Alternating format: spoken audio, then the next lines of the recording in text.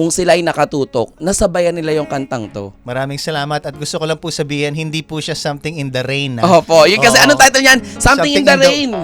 The way you look Okay, at me po guilty. yan, ha? Ay, wala ko Guilty. sinasabi. Hindi ikaw yun. Ikaw naman, hindi naman ikaw. At least alam ko na po ngayon. Sorry na po. Hindi, joke lang yun. Marami kasi nga nagsasabi, there's something in the rain. Opo. There's something in the way you look at me. At ang pinakagusto kong linya dito, ever is, you make me believe that there's nothing in this world I cannot be. Amen! Wow! Maghanap tayo ng mga tao, ng mga partner na ganyan na naniniwala sa atin kahit hindi pa natin naabot ang ating mga pangarap. Wow. Parang si KZ Tandingan kay TJ Monteda, yung kwento nila. Totoo. Grabe yung yan. kwento nila.